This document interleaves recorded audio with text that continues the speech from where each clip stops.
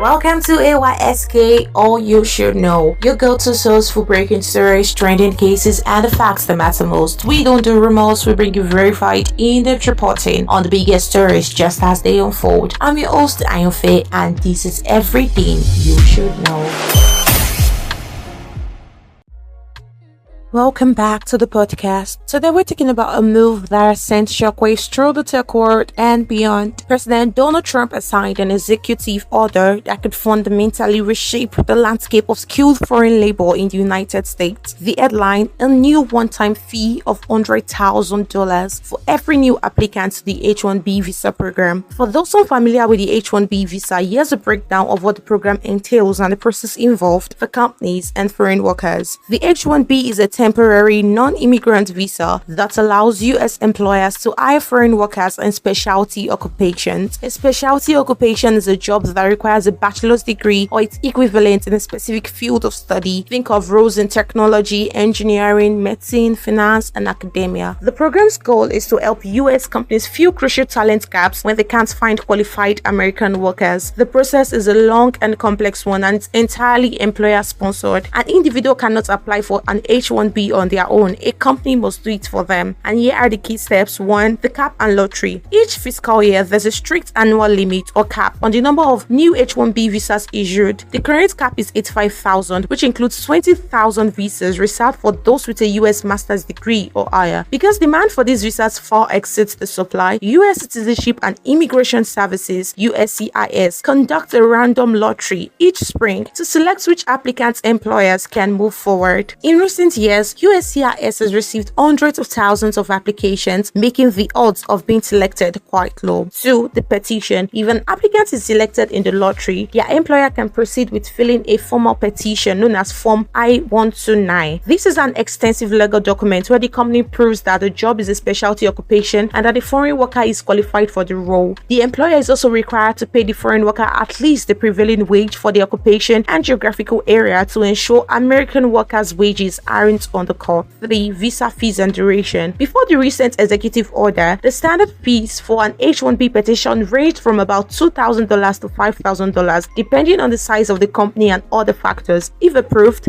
the H-1B visa is initially valid for up to 3 years with the possibility of a 3-year extension for a maximum total of 6 years. The new $100,000 fee. President Trump's executive order radically alters this established process. While the H-1B program already has administrative fees, this new one-time $100,000 fee is a massive increase and is not part of the standard fee structure. The administration has clarified that these payments would apply to any new H-1B worker entering the US after the order's effective date. This means that even current H-1B holders who are abroad and need to re-enter the country could be impacted if their employer is required to file a new petition. This fee, which is a significant departure from standard visa fees, is set to fundamentally reshape who can access the program, raising the barrier to entry for many companies and workers alike. Now, for some context, the H-1B visa is the cornerstone of America's tech talent pipeline. It's what allows companies to hire skilled foreign workers in specialized fields. Until now, the associated administrative fees were just a fraction of the amount, around $1,500. So this isn't just an increase, it's a monumental shift. The administration says this is about cracking down on abuse and encouraging companies to hire American workers first. U.S. Commerce Secretary Howard Lutnick put it bluntly, saying companies will now have to ask themselves if a person is valuable enough to have $100,000 a year payment to the government. But here's where it gets complicated. The White House Press Secretary Caroline Leavitt later clarified on social media that it's a one-time payment, not an annual one.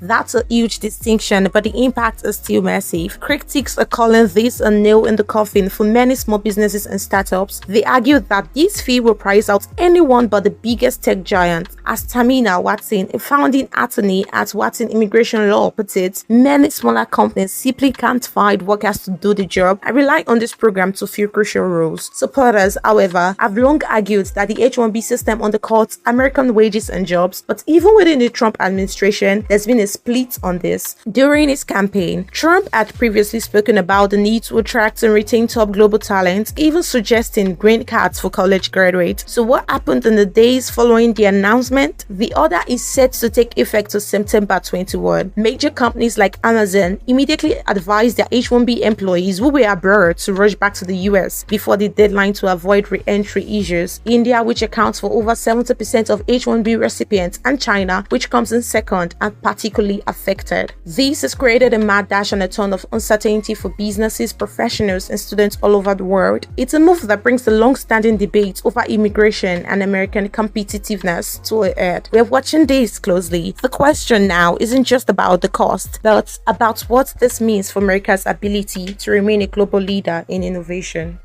Thanks for listening to AYSK. All you should know. Stay informed, stay sharp, and don't miss our next episode as we continue to follow the stories shaping the world around you. Follow us on your favorite broadcast platform, and remember, truth lives here.